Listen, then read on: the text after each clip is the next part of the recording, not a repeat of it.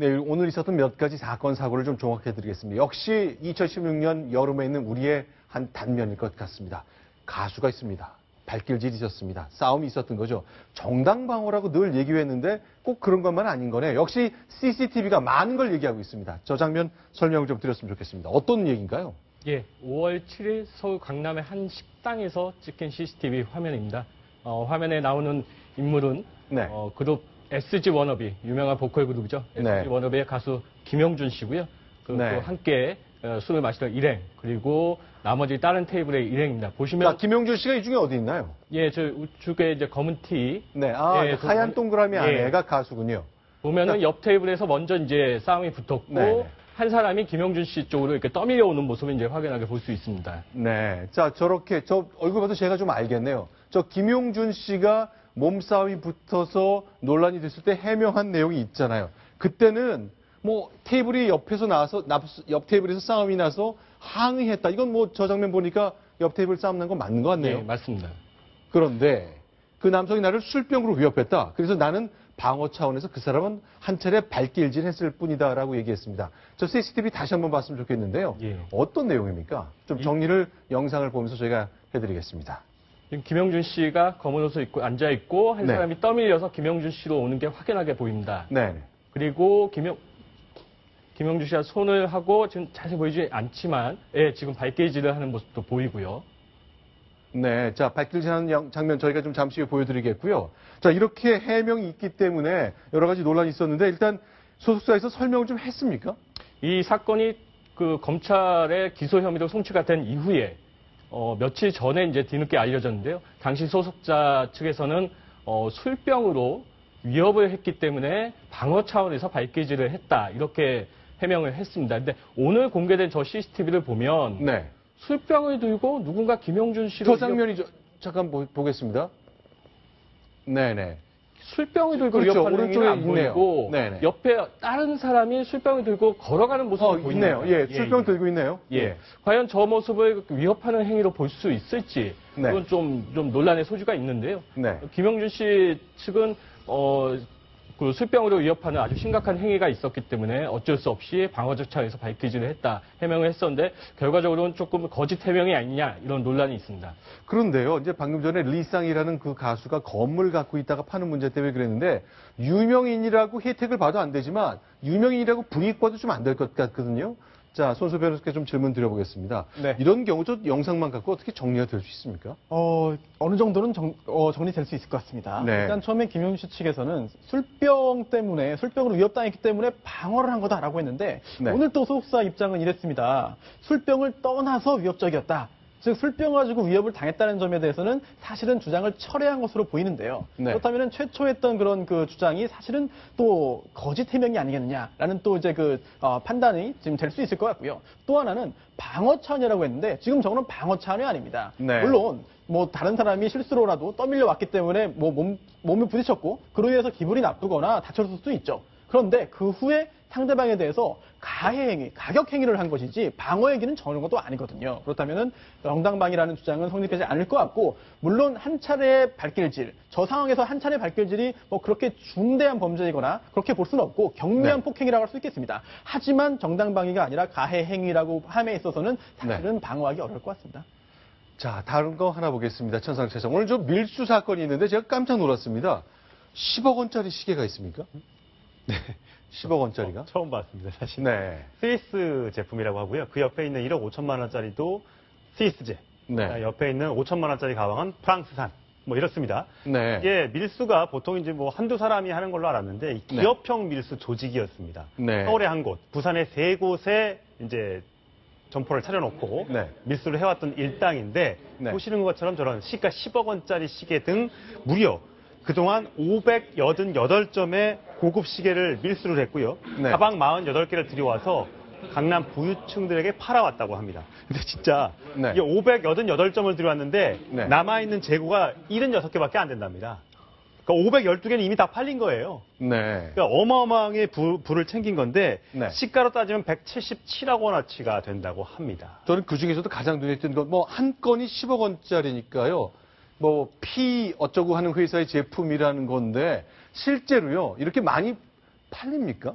연예인들이요. 네. 특히 이제 연예 기획사 대표, 네. 유명 연예인들이 차고 나와서 굉장히 로망처럼 느껴지는 그런 제품이라고 합니다. 뭐 물론 수공예로 만들고 해서 손이 많이 가는 거지만 네. 아무래도 이제 이름값이겠죠. 네. 그래서 저런 시계들은 중고로 몇 년을 차도요. 네. 5천만 원, 1억도 하더라고요. 찾아보니까. 네. 그만큼 값어치를 인정받는데 네. 그게 워낙 비싸니까 국내에 들어오면 저 돈을 주고 사야 되니까 저는 이제 해외에서 몰래 사가지고 네. 안으로 들여온 거죠. 네. 어떻게 하냐면 그러니까 해외에 있는 그 사람, 그러니까 러시아나 일본, 뭐 홍콩 이런 데서 사가지고 몰래 손목에 차고 들어오게 해서 중고처럼 보이게 하거나 네. 아니면 속옷이나 이런 데 숨겨 들어온 겁니다. 네. 대신에 이제 보증서나 박스가 있으면 걸리니까 네. 그건 이제 국제우편을 통해서 받고 네. 물건을 뜯어갖고 들어와서 이제 네. 나중에 포장을 다시 해서 이제 파는 방법으로 했는데 네. 이 워낙 금액이 크다 보니까 인천세관과 나중에 이제 그 밀수 조직이 있다는 제보를 받고 뒤지던 그러니까 그 조사를 하던 중에 네. 이번 밀수 조직을 발견을 해냈다고 합니다. 이 관세율을 찾아봤더니 한 40%쯤 되더라고요. 그러니까 절반 정도.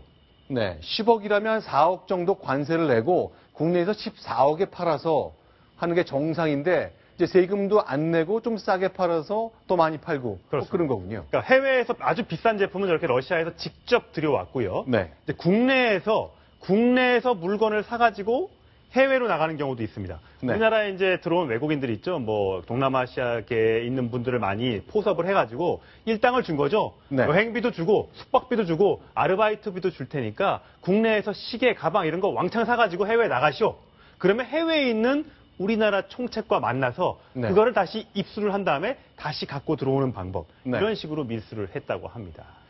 자, 그럼 이 검찰 얘기를 좀 넘어가 보겠습니다. 김홍영 검사, 이제 33살, 임관한 지 딱 2년 된 초임 검사인데 스스로 목숨을 끊은 지 꽤 시간이 흘렀습니다. 그런데 자, 오늘 채널A가 오후에 단독 보도를 한 거 보니까 부장 검사가 문제가 좀 계속 있었다는 진술이 나오고 있군요. 어떤 내용입니까? 예, 숨진 김홍현 검사 관련해서 부장검사의 어떤 그 여러 가지 그 위협행위 네. 얘기가 나오고 있는데 네. 뿐만 아니라 네. 검찰 내 다른 직원들 수사관 관련해서도 얘기가 나오고 있습니다. 네네. 지금 보시다시피 네. 바로 김홍현 검사 수사관 쪽에서 네. 휴가 요청을 했는데 네. 뭐 휴가 갈 필요 없다. 뭐 일을 그따위로 하면 뭐 어떻게 네. 휴가를 갈 수 있겠냐 이런 얘기를 네. 하고요. 네. 그 외에도 뭐 네. 일을 제대로 못한다든지 네네. 뭐 수사관 사무실로 와라 뭐 바로 저런 표현 이런 표현을 한 것으로 지금 뭐 주장이 나오고 있습니다. 자, 이런 얘기도 있군요. 자, 부장검사가 이제 당시 법무부 근무할 당시인데 공익법무관에게 벽 보고 서 있어라? 이건 무슨 얘기입니까? 예, 그 법무부에 근무할 때 부장검사가 네. 이제 공익법무관하고 네. 일을 했는데 네. 일을 못한다는 이유로 네. 벽을 보고 서 있어라. 좀 믿기 어려운 사실인데요. 네. 진짜로 그랬다면은 상당히 모멸감이 느꼈을 것 같습니다. 그리고 공익법무관이 오죽하면 지인들한테 네. 만약에 내가 유서 없이 자살한다면 그 부장검사 때문인 줄 알아라. 이런 얘기를 또 남겼다는 또 전언도 있습니다.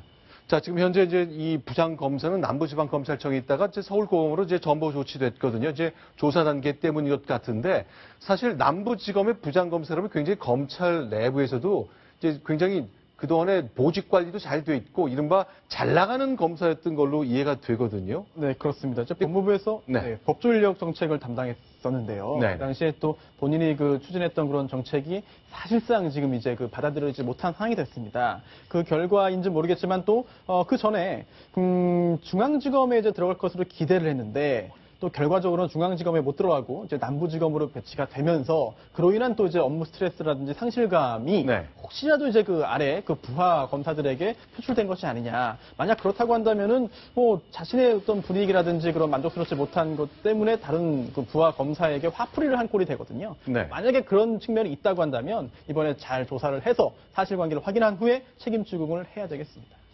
자, 그렇죠. 일도 못하는 것들이 무슨 휴가냐라는 말 하는 거. 사실은 이제 예전 검찰문에서 있었을지 모르지만 지금은 상상이 어렵지 않습니까?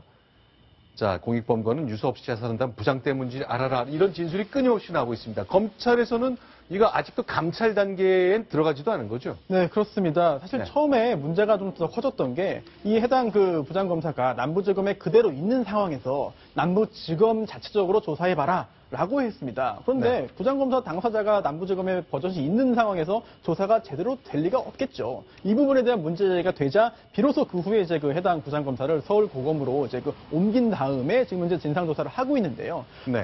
만약에 조사 결과 지금 여러 가지 풍문들이 있고 제보들이 있는데요. 그러한 그 제보와 풍문들 수준도 못 되는 결과가 나온다고 한다면 과연 이제 검찰 내에서 봐주기 한 거 아니냐, 진상을 밝히기 위한 그런 의도가 없는 거 아니냐라는 비판을 맞을 가능성도 배제할 수 없겠습니다. 네, 제가 오늘 아침 동아일보 보니까 서해부 신나리 기자가 부산에 내려갔더라고요. 이제 4구제가 그쪽에서 있었는데 검찰에서는 그동안 어머니가 대검 민원실을 통해서 검찰청 간부 면담을 했을 때 거절했거든요. 이제는 전화를 해서 자, 기자들 다 퇴근했습니다. 밤에 혼자 오십시오라면서 연락을 해왔다. 어머니가 아주 거의 상심이 이만저만이 아닌 장면이 묘사된 걸 봤습니다. 저는 어제가 이제 49제였고 네. 어머니가 그저께 그러니까 5일날 기자회견을 해서 진상규명을 촉구하고 네. 책임자에 대한 처벌을 요구를 했습니다. 그 전까지는 사실 검찰하고 네. 어머니 유족과의 만남이 전혀 없었는데요. 네. 기자회견 직후에 대검 쪽에서 연락이 와서 네. 그날 오후에 긴급히 만남이 이루어졌습니다. 어머니 입장에서는 큰 기대를 걸고 대검 쪽 관계자를 만났을 텐데 대검 쪽에서는 뭐 최선을 다하겠다, 네. 기다려달라 이런 얘기에 그쳤다고 합니다. 결국 어머니 크게 실망하시고 검찰에 대검에서 그냥 나왔다고 하는데요. 아마 앞으로도 이 후유증을 좀 추스리기가 쉽지 않을 것 같습니다. 사실관계에 맞는 말이겠죠. 어머니가 직접 얘기를 했으니까. 스스로 목숨을 끊은 검사의 모친이 대검찰청에 민원실을 통해 민원을 신청했으나 면담조차 성사되지 않았다. 이것이 2016년 여름에 있었던 우리 대검찰청의 모습입니다. 이상 정리해 보겠습니다. 이번에는 다음 소식 또 넘어가겠습니다. 순위 확인합니다.